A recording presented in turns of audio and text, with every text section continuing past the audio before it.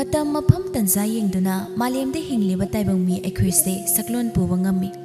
Taibang panda leiriba miyoiba pumnamak magi oiba sakpham maung matau amamamga loinaduna hingi. Wakhal haiba adasu amaga manade sakchu khak nattana. Miyoiba aikhoigi wakhal asi khwaidagi phaba khwaidagi tamthiba posak amakhakni haibada haimanba thokloi. Adunani wakhan muna khallu hairibani ahal laman singna. Mapal thongge saktam kusudi semtokpa hongtokpa lai. Adubu luribadi uba ngamdaba nunggi wakhalon aduni. Thaina mamangai yamna ngalingai matam amagi warini. Matam aduda ngangnaba yadaba mangau thiba machanupi ama leirami. Nureigi khanbada mama oiribi malaya mahakti thamoi laiman oiri. Mikup amatta ngaihaktang bulaitana pothaba sangjaido. Yungi ka adugi wai tasinduna machanupi butadabagi maungna chairi. Leisabi pharabi nangna angang masagumna leirido adu karigino. Namaidi ikaidro ha. Sa marak nga marak oina leibaduna yaroi. Khara suliri khoriyu. Nangi chahi lingadi nupa koiba yaw mayum panba yaw. Masida nangna khulakta chattuna angang masa singanauri khara kap khara sana leirido kaigino. Amadagi ama mama aduna lepa kauba leite ngangbada. Tuminna taduna leirambani adubo taba adugi pangal leiraktraba male. Saptra amada nurei mama bu tanaba sauna sumna khumai. Oh taringdre lepo wadribo nongphung amde ngangidubo ataba yoina ware. Hoi khoidi ne chatkidori sanadori angangsingduga chainingba chaijongna. Masagi wa aduda khanghongde makhutta pairamba sumchit adu makhada saphu mada thadaduna sauna phingna masagi manakta laktuna masabu dam hekta thai. Mamana purakpa aduda nurei makhol thokna angangom hi kaptuna leirami. Kapliba masabu thembibadi lairadana henadum sauna asumna malayana hairakli. Kari thoina nachindu khumibano ha. Nang nasana nasagi chahidu khangdabro. Hausipu nang ngauri phairi leiba yaba matamla mina chairibase karino khandene he. Nurei mamana cherakpasida makhol thokna hi lawba makhai kapsai. Phuge phudoklaga amuksu masana kappasida tawbam khangdraduna masagi manakta lagtuna masagi makokta tapna nanthabiduna hairi asuna thenjinba oina. Yengoi imane ichabu phuduna chaidana tawribase ichabu imana nushidabagi nattedo. Nangbu phahaningduna tawribani. Nangbu pharabadi imase nungaina leigadoini. Ima ichagini haibada khulla kai asida kana leiba natte. Mina khajikta wa ngangnabado ima pamdene nangbu imagi bema. Hoi mai kesu haini nurei mamana nganglibado tumin tamaktai. Masagi maung matau ningthina khangboy bana malaya ado wahai khara adubu hairamduna masagi ka adudai chatkre. Mama aduna chatkre haiba khangbada tapna soli pendana. Phusu phuba aduga chaisu seiba. Apaba saduna amusu thembiri. Illoiba mana haibaga amta illoiba. Iningi khatongna leigiba. Ai kanabusu kibide. Ngayak phamung aduna phamduna leiramlaga nureyado yum adudai thokre. Yena khana phi phauduna leirambi malaya masa aduna thongal thokibaduda tanaba sunna langduna hai. Sak chaba nangna ba hala ukoi bema. Amuk ne kauna hangan yamna lamna su chatkanu ko. Taba natte mamana hairibadu chumjing chatki. Masagi matauda tapna haizari. Karam thokleidoino isas mama ise magi ta khanbada thamoi laiman oiduna ne siba soidre. Somdana nurei adu sauna yumadudai tholaktuna mata thoinau hoidamna lakpani. Adubu lambi phauna lakpada angang masa khara haunaduna lampak aduda sanabadu ubada masu yawningduna sangsinduna hairi angang singbu tanabagi maungda. Angang sing noi sisu sanabadu khara yawgidana. Nurei oirambada angang nupi masa amana khumai. Talle yawba yaroi aikhoi khak sanage. Angang adugi pakhubandu tabda nurei sauningi. Adubu manaba tanduna mata hoi yawnaba amuk lakpa hawi. Mahangna lakpada masak matau phazaba khulladugi maram mukpada suba nomba kanbada hainariba loyumbado lakpa laktapna urami madu ubada mabukningda khali nurai asidi masak phajaba pakhangdunine aduna ai liri khoindaba yade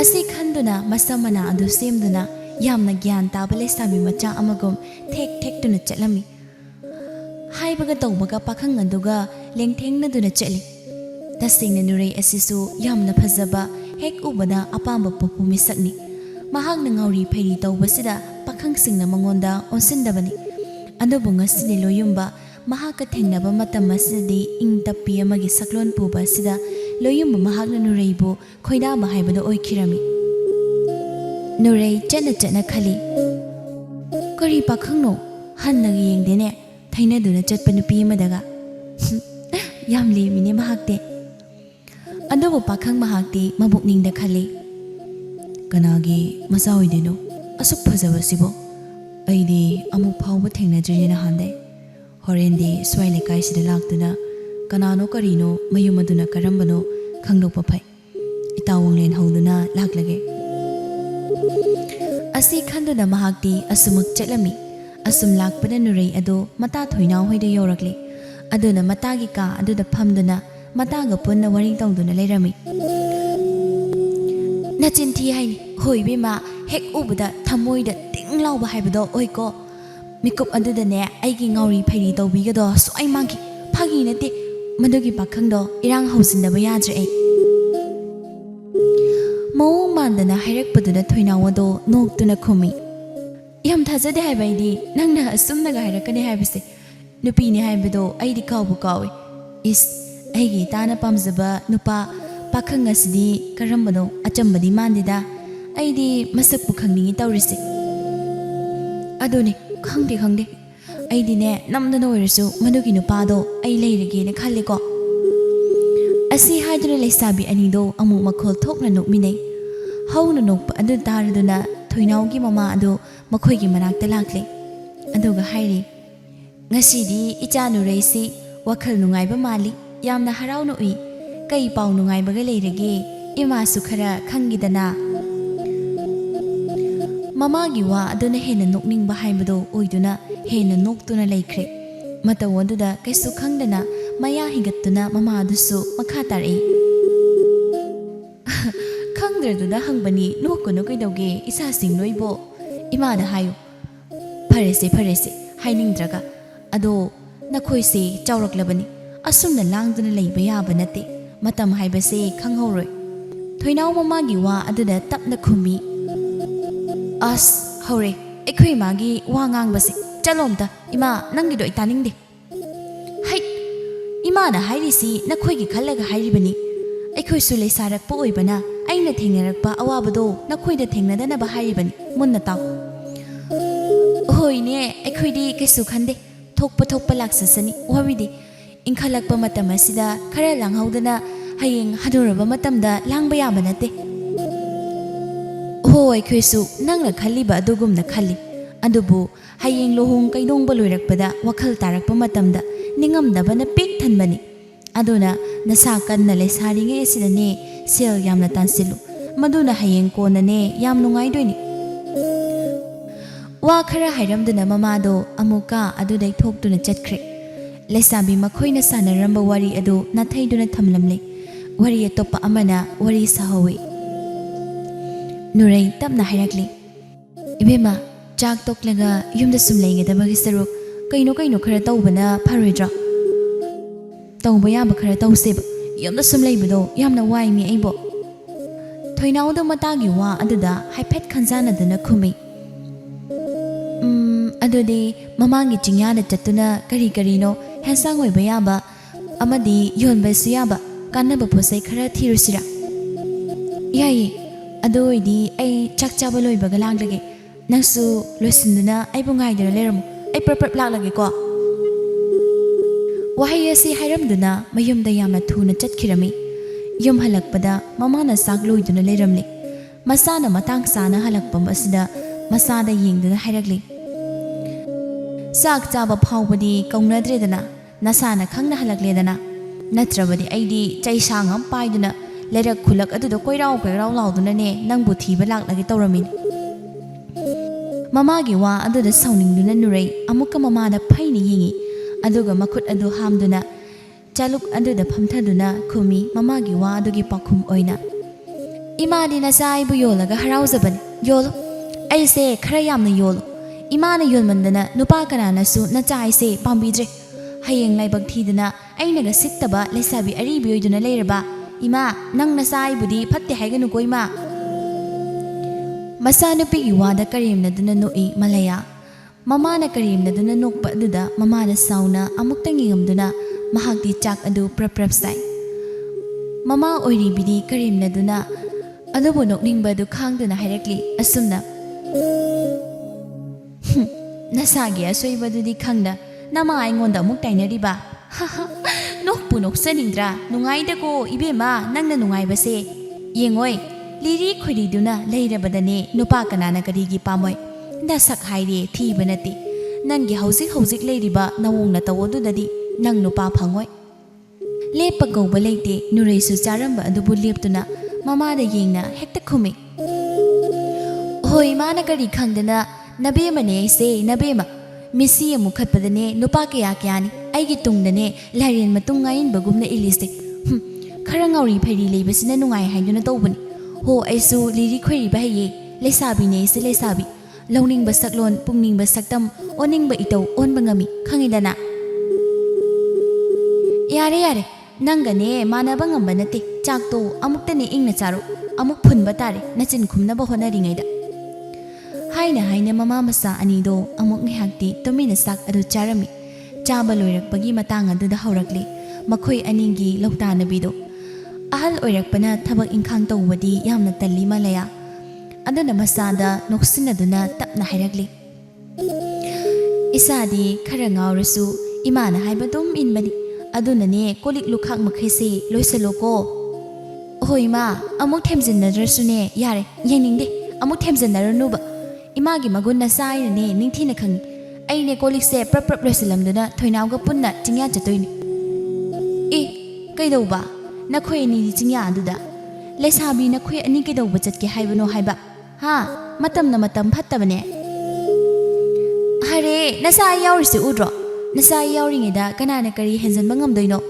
mamai adu khupaksina set hekta thara lore maram chadana hekta thawoyo sittaba yabrado makhoina masagi aduk thongna leina hairakpa wahai aduda mama adu noksei aduga nokna hai nungai da ko ibema nangi punsisi imadine isa poksabagi mahai yale icha nupa yaude haiduna nungai taba phaude isagi adugumba thawung adudani ima isa khak leirabasu leikai asigi minok changba nupa kana amana hen hanna yengba ngamjise phare losalo adugane chatkani haibado chalo thengna halakanu ko mama adu si hairamduna saksang adu de chatkre mama na satkrabada nurei prap saiduna leiriba mayam adu loisali loiraga kon makhai su phengi somdana loyumba ngasai nurei aduna lambi da thengnaba aduda chak toklaga mata wanglen hoida lakle aduga pau tamjai ibo nasin thi haini khupazama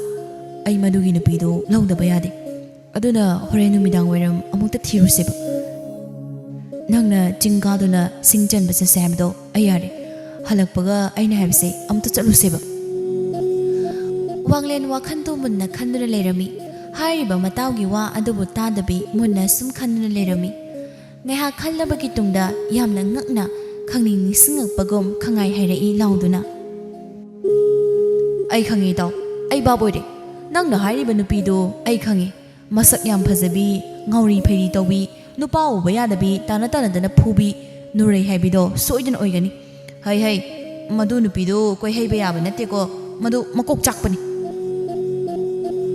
kayana tayona dana hairakpa wano wahasina loyumba mahakti yaningdradana khumi itaw nongna hariba nupido oiramoi aibu mitangrone aina ngasai uba nupido di ingdappe yamna liri khoriba nupini nongna harido sungrat natte wanglen haiphet noktuna itaudi mapa kaya thoktabanina khangamoye aibudi khulaksa saduna yumgi makhada ngehakta leitabani na khangi itauna harido nureini hoise ama boide horen tasimbadumadi khangasi adubo ngasai aiga thengnabadumadi phajai ngausei ngauri pheri tawrsu angaubi orbasu ai adumadi tasina lauragani taw asi hairaduna pakhangani dusu chingchatnaba haiduna loisinduna chinglomda singthiba lakli leisabi makhoisu lakduna chingyagi theladuda thiba yaba mana masing thiduna leirami thabak ama tawbada pukning changna tawbana nak yatta kari lei haibana chingba hanna yengde tanza asinani lamhenba ngausinabada maming chatpa thawbado mamanaba mathong huktaba khara hauduna laklami thawba yu ngauri tawre thangnamba makhong ado chap leptuna lakminari banupa aduda osinduna ngauri hairi hai adagi shibu nurei natrane aigi mitsinara karino siengnu uba ngamdre manida mane nurei haidane idaw atay nupida karan darsu asimadi darunuko masingam tawbune sidi thot laubi leisabi mana nongsagum laba kai tara sangduna sabada loiraroidaba thouba aingonda kai tawba ngamdoino law ai laknagi law pakhangna leisabida laknaba haibasi mahausan kanana thingbagi su hak leite tawnuda thouba yumda halasida nangbo satkinu haribadu tadabi thouba adu leisabi ani duna leiriba duna sangsinki huntoktuna chatpa yaba natte langminaba kaubana aduna nupa adusu soli ine piruk hetuna leirambi thoinaw laptakna thouba aduna lamakhoi tamna lakpa du ubada yam hainingdana noreibu tanaba maongda hairakli ita norei tu asigi jutchanaba thouba se aikhoina leiriba sida ngauri lakli chalhaurisiba ayam hainade kizaiba masakse nangbu aduk langtaknana hairakpa wa adubu nurei mahakti kesuna sungdana khomi mala kaidoragi masumini aikhoi sumini kaigi kidoino tawriba thabakto loisinaba to ngayak leradi halase mo hairaklani nureidi pakhomasi pithoktuna nungaina lerami adubu thoinaw mahakti phamduna hekliba adubu pukning changna hekpa ngamdre thawbana laiba adubu amuk yeng nak yek aduda amuk yeng kanagumba chatpra haiduna yengduna lerami adubu nak yek aduda kanasu chatpa ude matha saduna tawpham khangde leiringai haina haujekti thawbado makhoigi manakta leple manak nakna lepa aduda thoinaudi osnaba tanduna nakal amada leithoi thawba chumna lepa phawba ngamdre thakkiba wangleiyu ayakpa adugi mayaina masado mamang maning chingduna lepi aduga ngauri mi yusitana laknarakli o leisa thabak yam phaiko nasaksu yamna phajai imagi mamo oibirodana nakhutta amaga pizage nureigi maching khangba thoinaudi thawba lakpagi hainadaba dubu kawkhre ahoina dum nureibu saudanaba themi ita nangai sukhumganuko ma thokpadum ngangduna lejisani marai tallaga handuna chasakisaniba hoi haiba wa adu phawba khumda nurei tumin lerami haibaga tawbaga thawbado mari makhong samnadaba wa kaya amangangduna asumak lerami ngasaide tagi yauna tabani andubu taba yaratraduna phamduna lerambi nurei phingna hogattuna khani yengduna hairakli thawbada yengduna asumna nureina ta thawba nangna pamisi kaino aisina kong ita dori nupini haiduna usitribra ha usittaba tawradi nang wahay asige iroinana khanghaude makhut macha aduna bangbang lauraba thawbagi mamai aduda thajanki aduga makhung aduna hanjin kausali nisagi mayai aduna makhut hanba sungamde asumak lemai aduda tarami onthokpa haiduni tanza kaina chuba nungum pakhang ani aduna lakpaga mapa chanana tawriba thawong asibu thengnare loyumba mahakti yam ngakna yengduna lerami ngasai thengna khiba nureigi moong aduga hauzik oiramliba asiga kayada khetnaraba haiduna wanglet mahakti mana haibadu chummi haiduna matauda kanna haiduna lei chumma browsite aina haiba nangbu aina haiba yam thajada daine Loyom Maya Sin Bacao Mackay, Nurena, Taubo Pubadobo, Yeng Duna Lerami. Nure di sound Harry, Lemai Dura Taduna Ladyba, Tauba the Yenga. Kangrana Hositi, Adoni, no Pidu Sitabatogi. Lekagina Chena Jeda Karantabagi, Line of Warak Panina Kal. Wahaya Sig Iruinena, Mamai Lake Torakpani, Adobo, Labna, Pukning Mahagna Pamsaba, Nupa Mahagna, Mabu Ying Duna Leram Baduda, Lawai Loton Sally, Ikaibana Loire, Prep Twinado on Sinduna, Pring Song Duna Hire. As Chope, I chope da. Kangon Olak Padura Twinao, Gian Nong Hiremi. Kainu Nure, Namungarabo, Kainu Nong Hirdabo, I can't adre. Nurei Mataki Manako under the Sang Sinduna, Chirol Oina Hiremi, Hiraglibawa under the Twinao Noctuna. Masaksiga, me poge Pudogluraga, Amo Ikariba, ha, Ikari Nini set.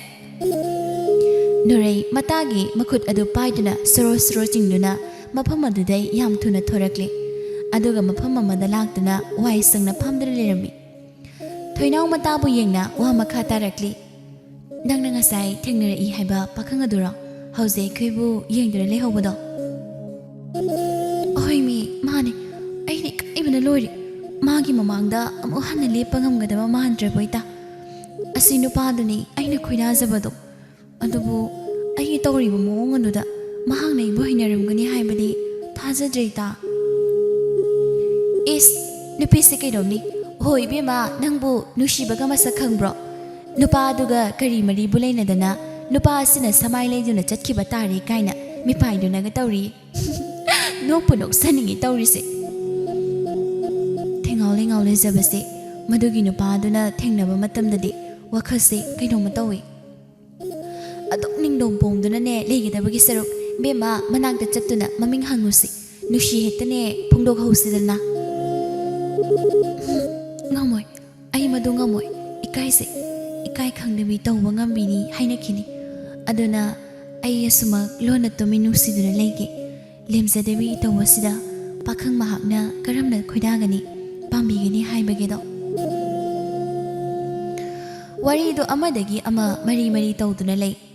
Tabak Tawalag Libani Haibado, Sanari Banusi Wari Aduna, Ngamduna Tabak Adubo, Tapam Hekanda, Ngauduna Lerami. Nungbunushi Rabadi, Inum Tenushi Haiduni. Aduna, Ngauri Peri, Nupa Pubangam Boyrebaso, Loyumba, Nuregi Wakal no pet Tawduna Lerami. Mataugi Mong Matawoduda, Wanglen, Tapna. Ito, Nangmungaurabo, Namit Magnasure, Adu Pawakari Wakaldano, Nupi do Sumpam Duna Ladiba. Madugi Nupi Duna, Yumgi Moeraga, Kiana de Saba Mo Habdo, Oibanga Moido.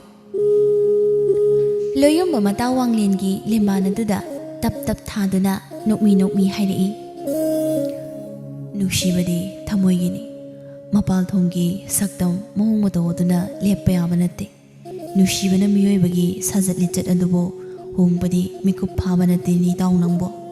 Hoine, Jummy, Adobo Nupi do Ngori Peridoi, Nangu Pubangam Gadavanupini Haiba. Loyum Mataugi wa Ado, Tanning Dratuna Hirakli. Yare, Lepo. Adugi Saro, Horenu Midang Waram, Nihakoi Bachatpoina, Nupi Dugi Mayumadubo, Engona Tau. Itau, Maming Dubo, Kai Habano. Maming Budi, Nurei Haba, Mama Gamaga the Layuni, Makoigine Habida, Kanaliti. Hoi, me Budi Paba Mali, Makokara Jackzerso. Amaboide, Horen Chatuna Yingasi. Asi Hainaduna, Jingnung Aduda, Koina Chatuna, Singadu Butirami. Matam Mahakti Kanghode, Nong Takta Toklam Banumit Ado, Tapna Lake Takibana, Housikti, Chinyanom the Lake. Numidang Waramgi Matam Oirakli, Leisabi Anido, Yum the Halagduna, Yumgi Tabapum the Makluisili. Mioi Bagi Chindi, Lepa Naide, Amadegi Ama, Marie Sumgang Nerakpa, Koleka Eduda, Wawa Lauri. Leisabi Nureina, Masa Paba, Yurai Juba, Tauba Tina Purame Haibase. Asum Nangnarakpana Pawasi, Mama Oiribi, Malayagi Manakong Yorakli, Aduna Queen Lake Tabangamda, Pakatuna Yumda, Machagi Manak the Lagli, Adunga Tahana, Machagi Manak the Changlakuna. Tariba Paustikino, nang masida tawranu haiba natro ha Nuraina Mina ngangnara kaidawragi ima isa kannaba honabani fattanungda thokladi kaino tawramdoise nang khangbro Mina haiba wa yam lawganu Achumbani amaromda masana hairibase adubu cheksinnaba oina wa makhata zai ho isana hairibadu susumi adubu bema nang nupini Mini isagi maramda ori sanahan base imadi pamdine nangbo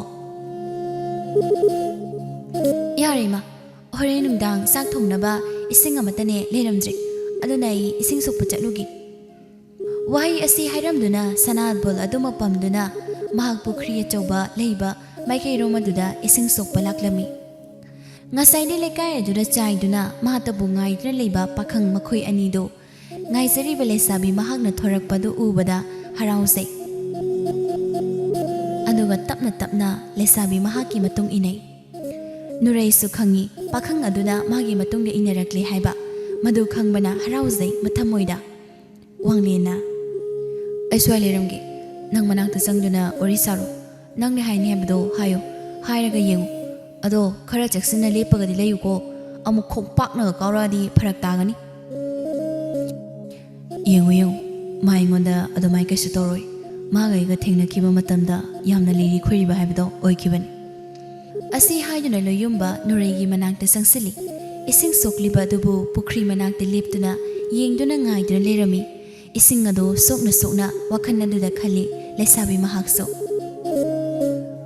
ai ngaiduna lerise magi singonda wa hairtoi jalo kaibo hairtoino nushi hairtoirini oima harawbada lori masak phajaba pakhangna aingonda ngaure haiba kamai tawdoino aibo Ngasine diri khuriduna leiba darabro Asi khanduna nokphet tawzai aduga pukri dudai ising soktuna lakli ma lakpadu ubada chatkinu haiduna khamai amukta ngaibi goba Mamit adu isinduna harawba khangjai nurai aduga amuktang onthokduna kaisu tawdaba saduna khumi kari haige Thawag yam chimi bro aiga ngahak wari sase haibabu Nurai tapna khumi Oi numit tarak tawrabanina thabakpuni chili ado kai haige haibano hayo hekta yagani kayam kuini haibage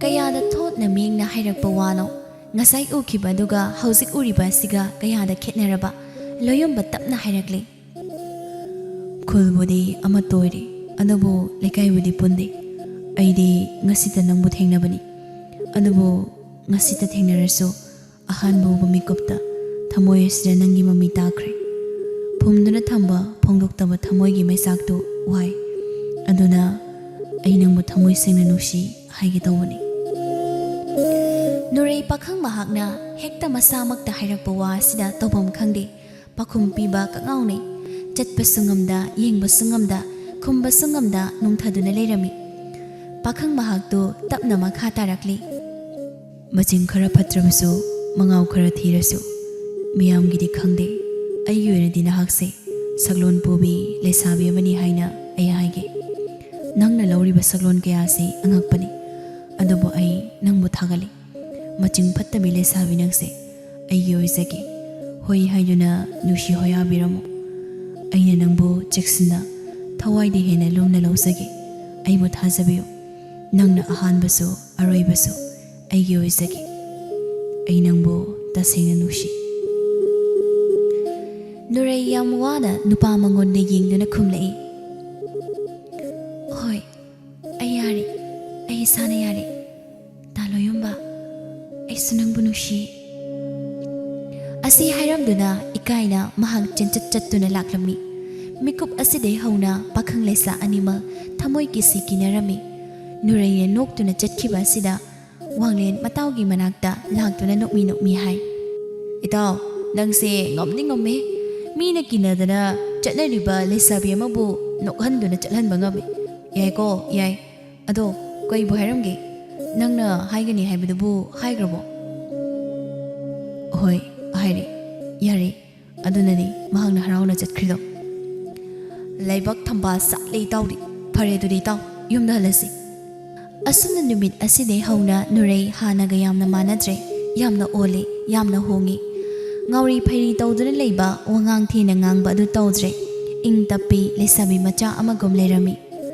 masana ahomba kaya lakpa sida mama malaya ngaksei amadi haraubasu pokcherami tasengna nongmagi numitni malaya masagi manakta sangduna hairami yengoi ibema nurei nangse hanaga yamna manadre hayo isagi nushinaba nupaga leirabra haiduna amukta imada nangbu ikaiganu kaidauge isagi luraklaba matamda wa tanadoise imani nangbu